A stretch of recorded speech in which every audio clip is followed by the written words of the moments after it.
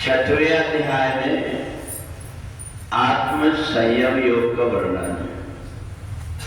यदा विनेतम चित्तम आत्मन्येवावतिष्ठते निष्प्राय सर्व कामेभ्यो युक्त यद्युच्यते तदा। भगवान कहते हैं कि जब मन संपूर्ण रूप से संयमित होकर के निश्चल भाव से आत्मा में अवस्थित हो जाता है, तब सब प्रकार की इच्छाएं समाप्त हो जाती हैं।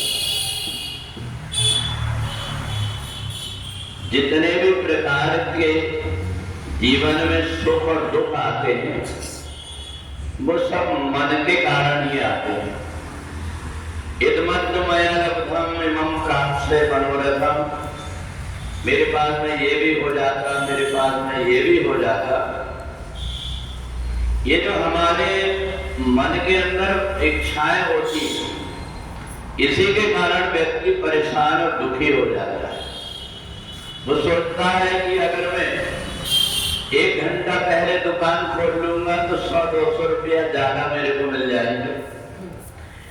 ऐसा मन के अंदर उसके आता है, क्योंकि उसका मन जो कुछ अभी है उसमें तृप्त नहीं है।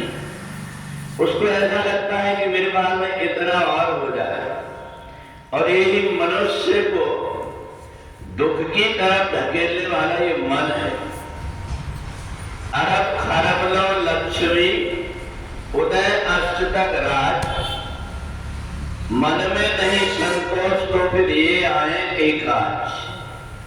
ये जरूरी नहीं है कि जिसके पास नहीं है वह व्यक्ति ही भाग रहा है, बल्कि जिसके पास में है वह व्यक्ति भी रात दिन भाग रहा है कि मेरे को इतना और मिल जाए।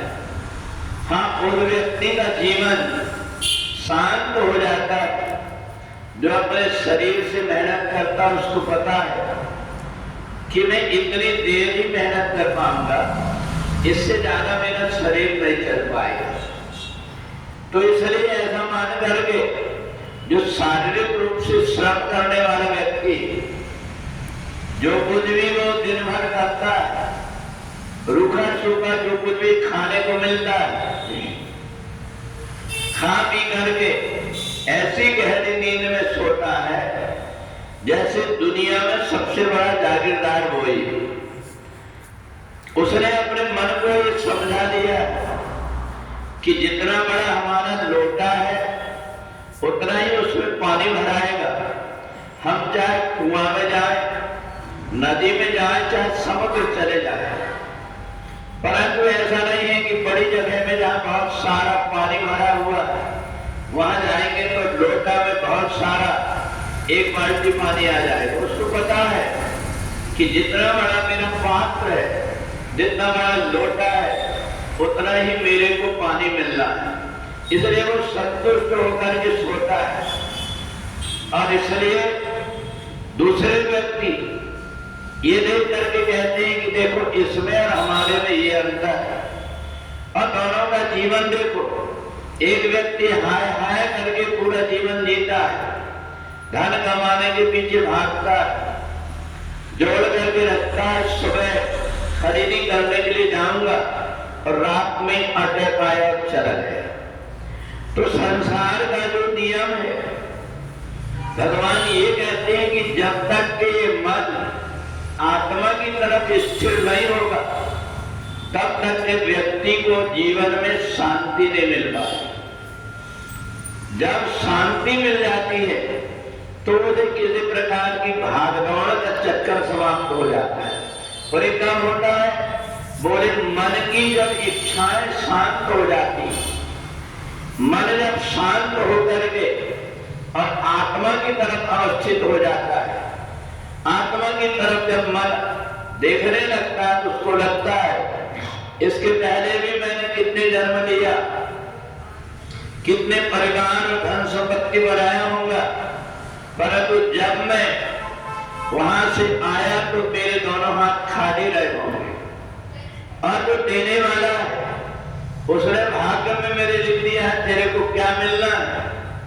और इसलिए विधाता ने जो लिख दिया छठी रात के अंक राई घड़े न तिल बढ़े लहरे जीव निशन, उसको ही पता है कि उस परमात्मा ने मेरे भाग्य में लिख दिया है कि मेरे को कितना मिलना है।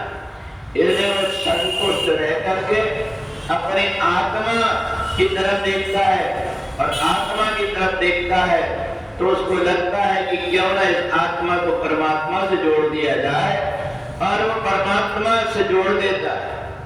सामान्य व्यक्ति में और चालाक व्यक्ति में यही अंतर होता है कि सामान्य व्यक्ति अपनी आत्मा को परमात्मा में जोड़ देता है, परंतु जो चालाक व्यक्ति है वो आत्मा को परमात्मा में न जोड़ करके संसार की तरफ जोड़ देता है और दिखावा ये करता है कि मैं परमात्मा की तरफ जुड़ गया, क्योंकि उसकी दिनचर्या से पता लग जाता है।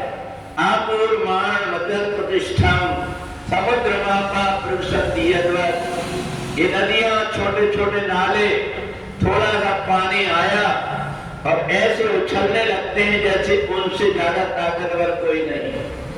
और जब जाकर के बरसात के बाद देखो तो एक बूंद पानी नहीं है उसमें।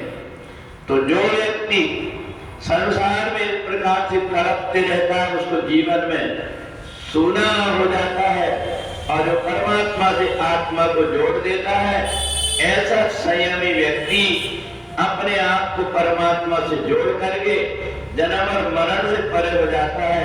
और ये आत्मा से परमात्मा को जोड़ने के लिए हमें धीरे धीरे प्रयत्न करना पड़ता है। रसरी आवत जाते सिर पे परत निशान, धीरे धीरे हम अभ्यास करते हैं तो हमारा ये मन परमात्मा की तरफ लगने लगता है। हमें केवल प्रयत्न करना पड़ता है। हमने प्रयत्न किया तो प्रयत्न करने वाले व्यक्ति की कभी हार नहीं होती।